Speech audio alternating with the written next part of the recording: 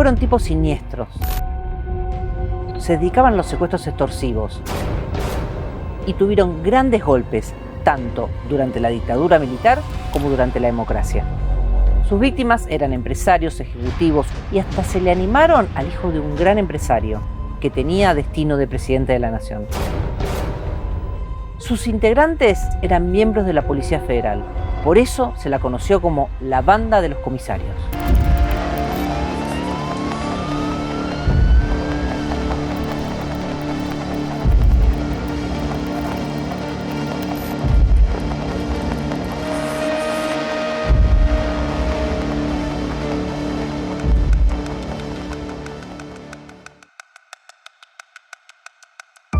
Este fue uno de los primeros casos que me tocó cubrir cuando entré al diario Clarín. Entre 1978 y 1991, la Banda de los Comisarios logró cobrar más de 13 millones de dólares en rescates que pagaron familiares de sus víctimas. ¿Quién eran estos tipos? ¿Eran tan importantes en la estructura de la Policía Federal? Se trataba de un grupo de oficiales y suboficiales de la temible Superintendencia de Seguridad Federal. Era un área de la Policía Federal que se dedicaba a hacer inteligencia de empresarios, sindicalistas y personas importantes. Para hacerlo todo aún más tenebroso, todo esto ocurría en plena dictadura. Tenían un modo de operar bien marcado. Eran policías, hacían inteligencia, sabían seguir a la gente y calcular sus rutinas. Para cuando decidían atacar a alguien, capturarlo, ya sabían perfectamente sus movimientos. Tenían un líder, el subcomisario José Ahmed, el turco Ahmed. Otros integrantes de peso eran Alfredo Poroto Vidal, Miguel Ángel Jopo Ramírez, Camilo Ahmed, el hermano menor de José Ahmed, y dos personajes, Carlos Benito y Juan Carlos Bayarri, que están en una situación especial que después les vamos a contar mejor. En total se le atribuyen 7 secuestros, pero hay que entender que no a todos los integrantes se le atribuyen todos los casos, y que hasta su jefe entraba y salía de esta estructura. La banda hizo su debut en 1978. Su primera víctima fue Karina Wertheim, sobrina del dueño del Banco Mercantil. La chica, de 16 años, fue a buscar a su chofer para ir al colegio y entonces la chuparon. Estuvo 6 meses cautiva. Recién la liberaron luego del pago de $500,000. El rescate lo pagó su madre, que dejó el dinero sobre un puente del tren Sarmiento. Su segunda víctima fue el joyero Roberto Epstein. A él lo sorprendieron cuando salía de su trabajo en el microcentro porteño. Le cruzaron a un Falcon y se lo llevaron. Los secuestradores pidieron $2 millones. Finalmente pagaron 1 millón o 1,5 millones, de acuerdo a las distintas crónicas que hay de la época. Pasó casi 4 meses cautivo. También en 1979, pocas semanas después de lo de Epstein, fue secuestrado el empresario Osvaldo Sivak. Por él se pagaron $2 millones. Un detalle importante, a Sivak otra banda lo secuestró y lo mató en 1985. El segundo secuestro hizo que el primer secuestro se investigara y ahí se descubrió que 2 policías habían intentado cobrar esos 2 millones del primer secuestro. Ahí surgió el nombre de José Ahmed. Ahmed sería central en la historia de la Banda de los Comisarios. El 19 de noviembre de 1980, la banda comete su secuestro más terrible, el de Julio Dudok. Tal como le habían dicho los secuestradores, siguiendo sus instrucciones, la familia Dudok tiró $1,5 millones en una bolsa en la autopista y puso un mensaje cifrado en los diarios. El anuncio decía piano belga usado, pero Julio Dudok nunca apareció.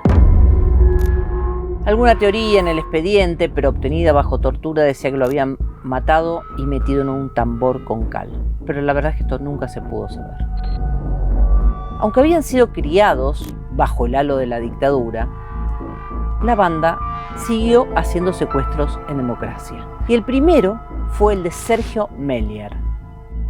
Para la gente de nuestra generación, su apellido es sinónimo de gran casa de alfombras. ¿Quién está alfombrando el país? Alfombras Meyer. Sergio Meyer era el hijo del industrial textil. Los policías lo atraparon cuando salía de su fábrica de Valentín Alsina, en 1984. Le cruzaron un Ford Falcon a su BMW, simularon un operativo y se lo llevaron. A los Meller también le hicieron poner un aviso clasificado como señal de que iban a pagar. Libros de historia argentina venden. Habían pedido originalmente $3 millones. Como el caso se hizo público, los secuestradores le pusieron $1 millón más de multa. Meller estuvo secuestrado 4 meses. Y acá un detalle muy importante. Como sobrevivió, él pudo contar que estaba cautivo en un sótano. Y el sótano se inundaba. Y ponía un mueble sobre otro para que el agua no lo tapara. Recién fueron en su ayuda cuando el agua le llegaba al cuello. Ese lugar, ese sótano, era el de una casa ubicada sobre la avenida Garay, donde años después estaría cautiva 2 semanas la víctima más famosa de la banda de los comisarios. En 1988 fue secuestrado el empresario Rodolfo Clatterback, vicepresidente de Alpargatas y directivo del Banco Francés. Nunca apareció. Lo capturaron cuando iba a jugar al golf. En ese entonces, José Ahmed, el jefe de la banda, estaba preso, condenado por el secuestro de Sivak, ocurrido en 1979. Sin embargo, muchos años después, el abogado de la familia Clatterback logró una pericia clave. La máquina de escribir en la cual los secuestradores le daban instrucciones a la familia tenía el mismo defecto que otros secuestros cometidos por la banda de los comisarios. Esa máquina de escribir, una Olivetti, se secuestró en la empresa que tenían los hermanos Ahmed en Parque Patricios. José Ahmed recuperó la libertad en 1990, pero lejos de escarmentar y calmarse, fue por más. Mauricio Macri tenía 32 años y todavía le faltaban algunos años para llegar a la presidencia de Boca. Más aún, para llegar a la Rosada. 1:30 de la mañana del 24 de agosto de 1991. Figueroa Alcorta, Italia, una de las zonas más paquetas de la ciudad de Buenos Aires. Mauricio Macri vuelve hacia su casa luego de una reunión con amigos. Una minivan con las luces apagadas y 2 autos, un Fiat y, cuando no, un Ford Falcon, lo estaban esperando. Veo 2 tipos que se me vienen encima y yo pensé que me venían a robar. Entonces le digo, acá tiene. Me pegaron una piña, caí al piso y ahí me levantaron y vi que había una furgoneta enfrente, esas Volkswagen viejas. Cuando me van a meter, yo ahí me di cuenta que era un secuestro. Lo vi en un segundo. Entonces me trabé con las 2 piernas contra la camioneta. Y como un bobo, empecé a gritar, señor, señor, me están secuestrando. A uno estaba parado ahí a 15 metros, que era el campana de ellos. Yo gritaba. Uno que yo creo que se llama Bayarri, me empezó a ahorcar de atrás para que yo afloje con las piernas y casi me mata. Acababan de secuestrar al hijo de uno de los empresarios más importantes de la Argentina, al hijo de Franco Macri, dueño del grupo Socma. El caso, como es lógico, paralizó al país. Por entonces el presidente era Carlos Menem y José Luis Mansado, su ministro del Interior, que en este secuestro se jugaba el puesto. Sea como fuera, Mauricio Macri tenía que aparecer sano y salvo. Macri fue llevado a la misma casa, al mismo sótano, donde había estado cautivo Sergio Meller, sobre la avenida Garay. Rumores hubo mucho sobre la investigación y sobre el secuestro, y hasta se llegó a decir que había sido un autosecuestro.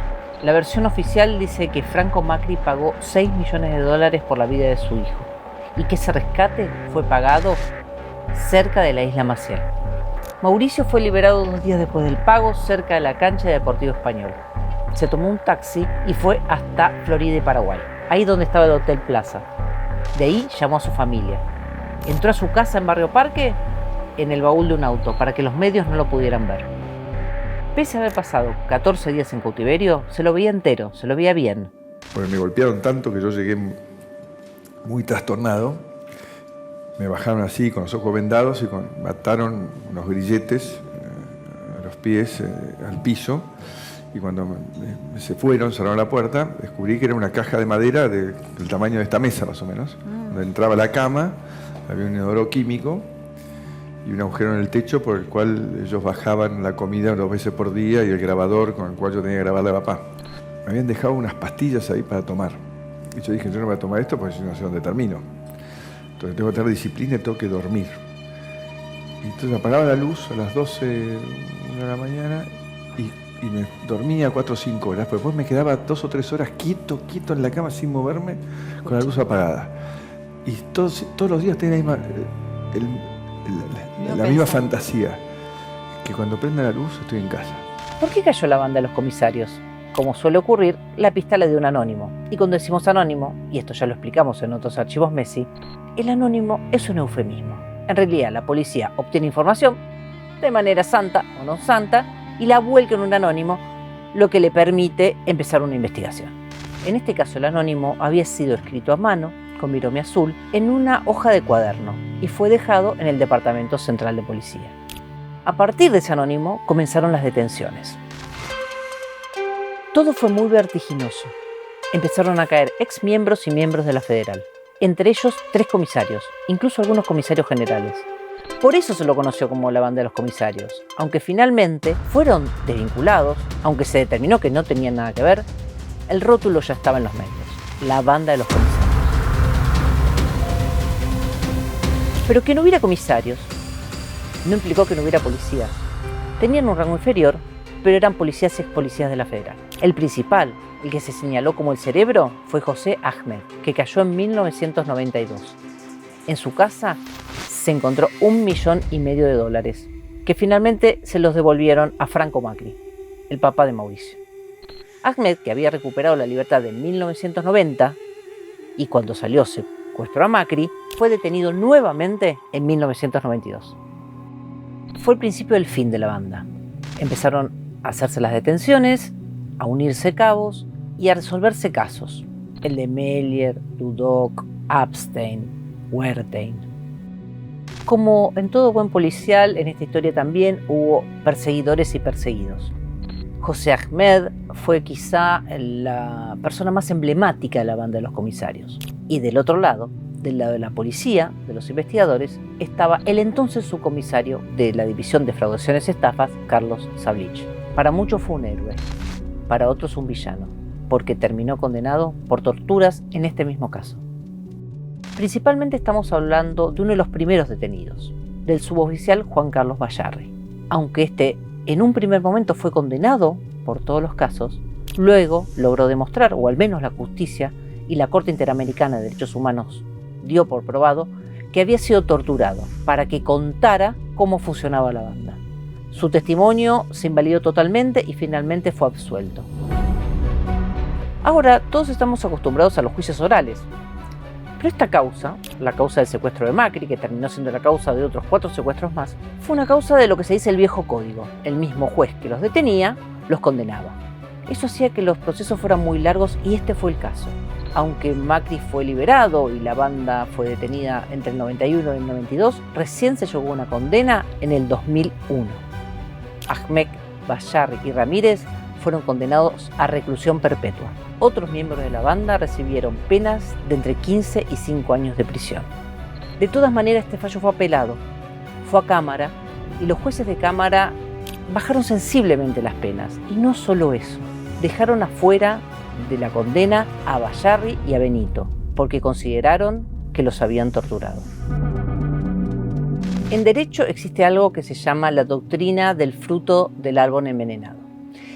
¿Qué quiere decir esto? Que si una investigación empieza por algo que está mal, que está podrido, como la declaración de alguien porque lo torturaron, lo que se hizo contra esa persona en adelante es todo nulo. Y esto es lo que pasó con Bayarri y con Benito. La justicia los declaró inocentes.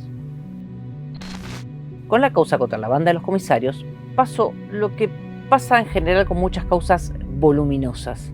La justicia tarda tanto en llegar a una sentencia que para cuando llega, las personas ya están en condiciones de salir. Ahmed, por ejemplo, estuvo 10 años preso antes de que se lo condenara. Eso, sumado a que la Cámara le sacó la reclusión perpetua y le puso 25 años de prisión, permitió que luego de la condena saliera prácticamente en un tiempito muy corto en libertad. También se usó la figura del 2x1, que también lo benefició. Hoy, casi todos los protagonistas de un lado y del otro de esta historia están muertos. El primero en morir fue Camilo Ahmed, hermano de José Ahmed. que no era policía, pero dicen que era pluma. Pluma es como un área de inteligencia, de inorgánicos de la Policía Federal. Camilo Ahmed se tiró desde un piso 12 en un edificio de departamentos de Mar del Plata, cuando la justicia le estaba cercando las salidas y tenía orden de captura. Además, tenía un balazo en la cabeza. José Ahmed murió debido a un cáncer de páncreas el 10 de mayo de este mismo año, del 2022. Así evitó ser juzgado en una causa en la cual había sido detenido, aunque gozaba de prisión domiciliaria, por el juez Daniel Rafecas. En esta nueva causa se lo acusaba de delitos de lesa humanidad. Para cuando Rafecas ordenó su detención, Ahmed estaba libre viviendo con sus hermanas en su casa de Parque Patricios. Allí, muy cerca, había instalado el búnker de secuestros S.A. por el que pasaron Melier y Mauricio Macri. La banda de los comisarios nació, creció y se fortaleció en los momentos más oscuros de nuestro país. En total secuestraron a 7 personas. Cobraron rescates por al menos 13 millones de dólares. De sus víctimas, 2 nunca aparecieron.